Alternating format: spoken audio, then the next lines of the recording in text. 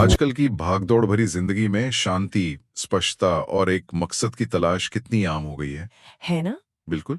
ऐसा लगता है जैसे हर कोई अपनी अंदरूनी आवाज सुनने की कोशिश कर रहा है। बिल्कुल, लेकिन बाहर का शोर इतना ज्यादा है कि कुछ सुनाई नहीं देता। हम्म। और इसी शोर के बीच हमारे पास एक ऐसी किताब की समीक्षा है जो कहती है कि जवाब कहीं बाहर नहीं, बल्कि सदियों पुराने भिक्षुओं के ज्ञान में छुपा है। जे शेट्टी की थिंक लाइक अ मॉन्क। हाँ, आज हम सिर्फ ये नहीं देखेंगे कि इस किताब की समीक्षा क्या कहती है, बल्कि ये भी समझने की कोशिश करेंगे कि भिक्षुओं का सोच आज के नेटफ्लिक्स और इंस्टाग्राम वाली दुनिया में कैसे फिट हो सकता है। ये एक बहुत बहुत दिलचस्प सवाल है। हाँ, तो चलिए इस पर एक गहरी नजर डालते हैं। क्योंकि एक तरफ तो हम टेक्नोलॉजी और आधुनिकता में आगे बढ़ रहे हैं और दूसरी तरफ समाधान के लिए प्राचीन ज्ञान की ओर देख रहे हैं। सही कहा, एक विरोधाभास जैसा लगता है। हाँ, और यही विरोधाभास ही शायद इस किताब की लोकप्रियता का सबसे बड़ा कारण है। समीक्षा हमें ये समझने में मदद करेगी कि शेट्टी इन दो दुनियाओं के बीच का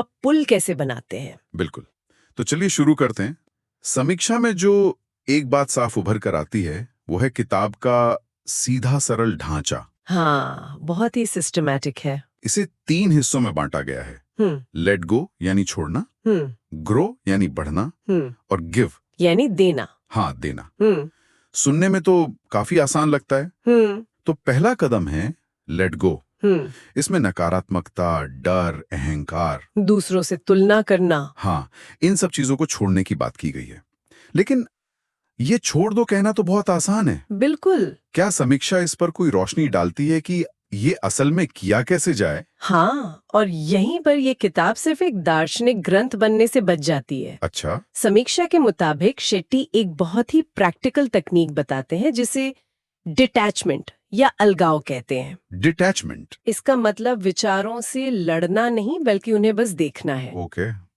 कल्पना कीजिए कि आप सड़क के किनारे खड़े होकर ट्रैफिक को देख रहे हैं। हाँ।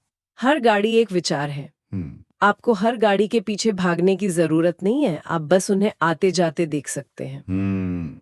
मतलब अपने विचारों का गुलाम बनने की बजाय उनका साक्षी बनना है। बिल्कुल। ये एक शक्तिशाली विचार है, खासकर आज के सोशल मीडिया के दौर में जहां दूसरों की जिंदगी देखकर तुलना करना बहुत स्वाभाविक हो गया है। हाँ। समीक्षा में एक मुख्य सीख का जिक्र है। तुलना खुशी की सबसे बड़ी चोर है। ये बात हम सबने सुनी है। बिल्कुल सुनिए, लेकिन इस डिटैचमेंट वाली तकनीक से जोड़कर देखें तो इसका मतलब ज्यादा गहरा लगता है। कैसे? यह सिर्फ तुलना न करने की सलाह नहीं है, बल्कि तुलना वाले विचार को बिना उससे जुड़े बस गुजर जाने देने का एक तरीका है। बिल्कुल सही। जब आप उस विचार से खुद को अलग कर लेते हैं तो उसकी शक्ति खत्म हो जाती है। ये एक तरह से मानसिक बोझ उतारने जैसा है। और समीक्षा इस बात पर जोर देती है कि ये पहला कदम ये मीव की तरह है। मतलब जब तक आप अपने दिमाग में भरी इस खरपतवार को साफ नहीं करते, तब तक आप कुछ भी नया और सकारात्मक नहीं उगा सकते। सही। तो एक बार जब मन से ये सारा बोझ हट जाता है तो एक खालीपन या एक खाली जगह बन जाती है। हाँ। सवाल ये है कि अब उस जगह में क्या उगाया जाए। मुझे लगता है यहीं से किताब का दूसरा हिस्सा ग्रो। हाँ, ग्रो हाँ। शुरू होता है। हाँ। और ये हिस्सा सिर्फ अच्छी आदतें बनाने के बारे में नहीं है, ये अपनी जड़ों को खोजने के बारे में है। अपनी जड़ों को। समीक्षा के अनुसार यहाँ पर धर्म की अवधारणा को बहुत खूबसूरती से समझाया गया है। धर्म?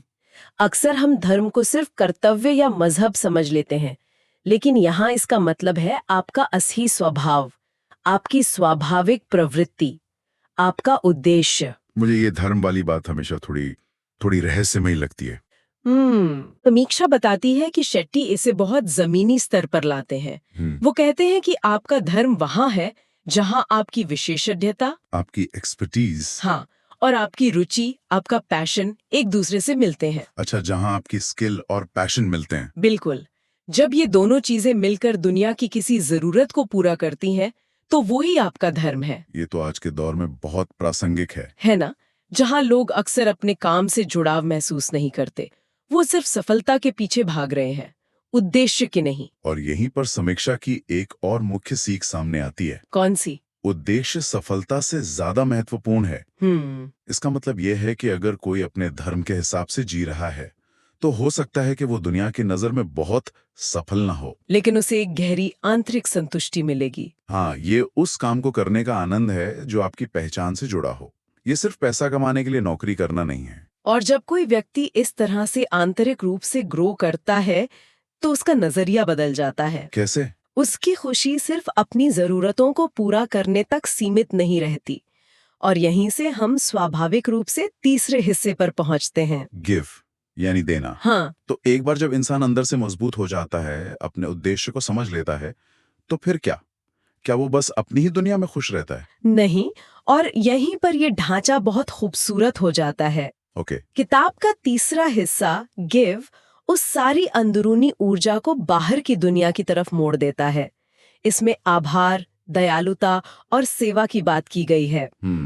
यह इस विचार पर पक्की मुहर लगा देता है कि असली संतुष्टि सिर्फ खुद को बेहतर बनाने से नहीं मिलती, बल्कि जब आप अपने ज्ञान और अपनी क्षमताओं का इस्तेमाल दूसरों के जीवन में कुछ सकारात्मक योगदान देने के लिए करते हैं, तब मिलती है। समीक्षा में किताब के केंद्रीय संदेश का जिक्र है, असली खुशी हासिल करने में नहीं, बल्कि देने में है। सही कहा। ये पूरी यात्रा को एक व्यक्तिगत खोज से एक सामाजिक योगदान में बदल देता है। बिल्कुल, ये सिर्फ मैं के बारे में नहीं, बल्कि हम के बारे में हो जाता है। वाह! ये एक बहुत ही संपूर्ण यात्रा है।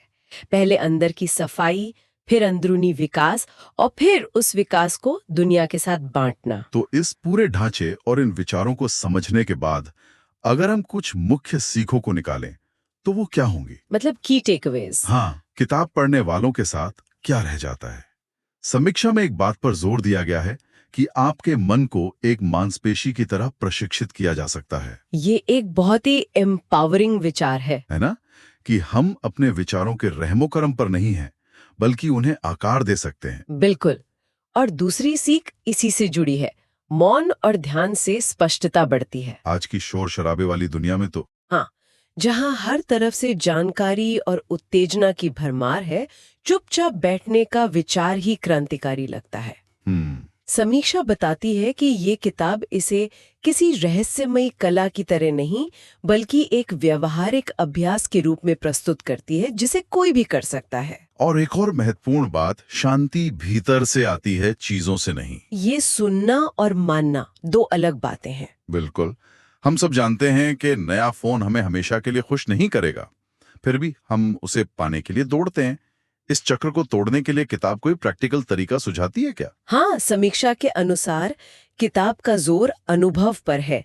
वो सिर्फ ये नहीं कहती कि शांति भीतर है। अच्छा। बल्कि ध्यान और सचेतनता, मतलब माइंडफुलनेस के छोटे छोटे अभ्यासों के जरिए उसे अनुभव करने का रास्ता दिखाती है। तो यही इसकी सरलता और ताकत है। हाँ, ये जटिल दार्शनिक सिद्धांतों को रोजमर्रा की जिंदगी में लागू करने लायक बना देती है। लेकिन क्या ये सरलता एक दोधारी तलवार भी हो सकती है? मतलब? मेरा मतलब है, क्या ये उन लोगों के लिए थोड़ी हल्की लग सकती है जो इस विषय में पहले से ही गहरे उतरे हुए हैं, जैसे कि ये आध्यात्मिकता 101 हो? आपने बिल्कुल सही पकड़ा। समीक्षा इसी दूसरे बिंदु पर आती है। अच्छा।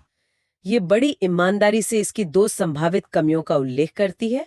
पहली, कि कुछ विचार दोहराए हुए लग सकते हैं क्योंकि ये सार्वभौमिक सत्य हैं। और दूसरी, जैसा आपने कहा, अनुभवी पाठकों के लिए ये बेसिक महसूस हो सकता है। तो इसका मतलब ये हुआ कि ये किताब शायद उन लोगों के लिए सबसे ज्यादा फायदेमंद है जो इस यात्रा की शुरुआत कर रहे हैं। हाँ, एक तरह से ये उन लोगों के लिए एक बेहतरीन प्रवेश द्वार है जो शांति और दिशा की तलाश में है, लेकिन ये नहीं जानते कि कहाँ से शुरू करें। एक शुरुआती बिंदु है, अंतिम मंजिल नहीं। एकदम सही। और समीक्षा का लहजा भी यही बताता है कि यह एक व्यापक दर्शक वर्ग को ध्यान में रखकर लिखी गई है, जैसे छात्र, प्रोफेशनल। हाँ, कोई भी जो आधुनिक जीवन के तनाव से जूझ रहा हो। ये आध्यात्मिक विशेषज्ञों के लिए नहीं, बल्कि आम इंसान के लिए है। अंत में समीक्षा इस किताब को 5 में से 4.5 स्टार की बहुत ऊंची रेटिंग देती है, जो कि काफी ज्यादा है। हाँ, लेकिन जो बात सबसे ज्यादा ध्यान खींचती है वो इसका अंतिम निष्कर्ष है। ये इसे सिर्फ एक किताब नहीं, बल्कि क्या कहती है? शांत, केंद्रित और सार्थक जीवन के लिए एक लाइफस्टाइल गाइड। ये एक बहुत बड़ा दावा है। बहुत बड़ा। सिर्फ जानकारी देना एक बात है, लेकिन जीवन शैली बदलने का मार्गदर्शन करना पूरी तरह से अलग बात है। और ये दावा किताब की व्यावहारिकता पर आधारित लगता है। समीक्षा से जो बात निकल कर आती है वो ये है कि इसकी सफलता शायद इस बात में निहित है कि ये गहरे आध्यात्मिक विचारों को रोजमर्रा की जिंदगी में लागू करने योग्य छोटे छोटे व्यावहारिक कदमों में तोड़ देती है। ये कैसे करें पर ध्यान केंद्रित करती है। हाँ, न कि सिर्फ क्या करें पर। यही चीज इसे हर किसी के लिए सुलभ बनाती है। तो आज की इस चर्चा के बाद, जो इस किताब की समीक्षा पर आधारित थी, एक विचार सोचने के लिए छोड़ जाते हैं। बिल्कुल। किताब का ढांचा बहुत सीधा है, छोड़ो, बढ़ो और फिर दो। एक के बाद एक आने वाले चरणों की तरह लगता है, लेकिन क्या जीवन सच में इतना सीधा होता है? मतलब एक लीनियर प्रोग्रेशन। हाँ, क्या सच में देने के लिए पहले 2 चरणों में महारत हासिल करना जरूरी है?